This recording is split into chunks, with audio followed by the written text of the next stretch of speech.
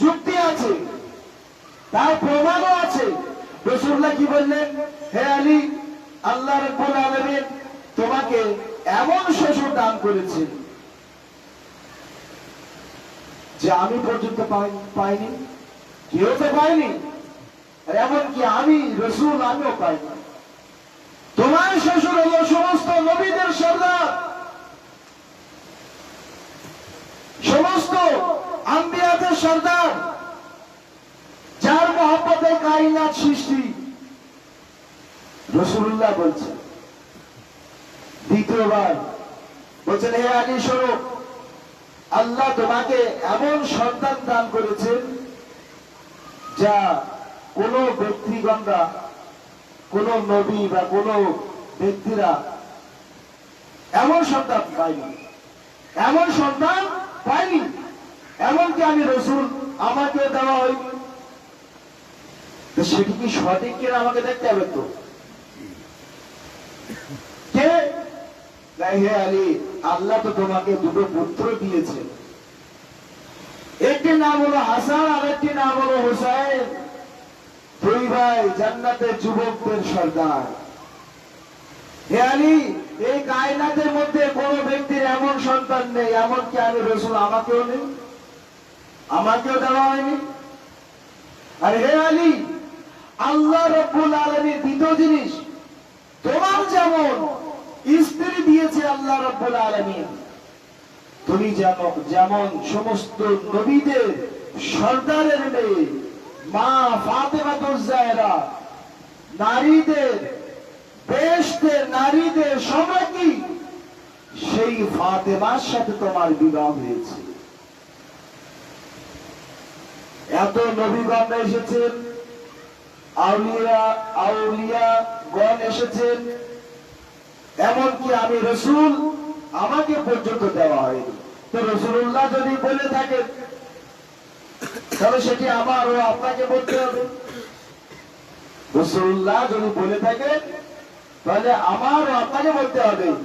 তো যাই হোক, এখানে রাসূলুল্লাহ যে হযরত আলী, ফাতেমা, হাসান, হুসাইনের সম্পর্কে যে সমস্ত হাদিসগুলো বর্ণনা করে গিয়েছেন, সেগুলো মানুষের সামনে বলা হয়নি, বা কেউ যদি জানে তো বলে না। এখানে তো বিভ্রান্ত হয়ে গেল ওলিল আমরে, আল্লাহর মেনে নিল, রাসূলের মেনে নিল, কিন্তু ওলিল আমর যেখানে প্রশ্ন এসে গেল, সেখানে আসার পরে, তৃতীয় স্থানে আসার পরে মানুষ বিভ্রান্ত হয়ে গেল। যে যেমন ভাবে পেরেছে সে তাকে মেনে নিয়েছে, কিন্তু রাসূলুল্লাহ যে ওলিল আমরের ব্যাখ্যা যাদেরকে করে গিয়েছেন তাদের মানা হয়নি।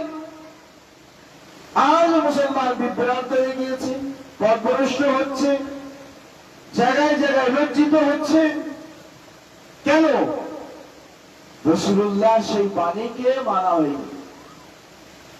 সমস্ত মুসলমান নামাজ পড়ছে, রোজা রাখছে, হজ করছে, সবকিছু করছে, কিন্তু আছে ওলিল আমর নেই। ওলিল আমর যদি থাকে তো রাসূলুল্লাহ যা বলেছেন সেটা নেই। ওলিল আমর আছে, অন্য আছে, কিন্তু রাসূলুল্লাহ যে ওলিল আমর কথা বললেন সেই ওলিল আমর নেই।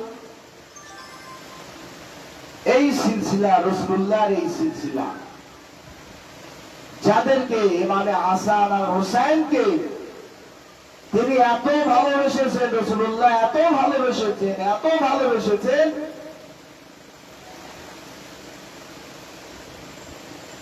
অবশেষে আল্লাহকে বলতে হলো, হে রাসূল, এই দুজন আপনার নাতি নয়, কেবল আপনার নাতি নয়, এই হাসান হুসাইন প্রকৃত আপনার সন্তান। কোরআন বলছে, মোবাইলের ময়দানে রাসূলুল্লাহ হাসান হুসাইনকে নিয়ে গেলেন ছেলেদের জায়গায়। এই মর্যাদা রাসূলুল্লাহকে দেওয়া হলো, কিন্তু রাসূলুল্লাহ যখন ওই আলীকে বললেন, ওই সময়, হে আলী, মা ফাতেমা মতো তোমাকে স্ত্রী দেওয়া হলো, হাসান হুসাইনের মতো সন্তান দেওয়া হলো, সমস্ত নবীদের সর্দার তোমার শ্বশুর হলো। কিন্তু সমস্ত জিনিস হবার পরে রাসূলুল্লাহ অবশেষে আরেকটি কথা বললেন, সেটি হলো এই, ওয়ালাকিন্নাকুম, হে আলী জেনে রেখে দাও, ওয়ালাকিন্নাকুম তোমরা সকলেই কিন্তু আমার থেকে, ওয়ানা মিনকুম, এবং আমি তোমাদের থেকে। রাসূল কি বললেন? আল্লাহ নবী, তোমরা সকলে আমার থেকে আর আমি রাসূল তোমাদের থেকে। এ দুনিয়াতে ভাগ হলো, এই পাক পঞ্চতনের নূর দুনিয়াতে আসার পরে ভাগ হলো।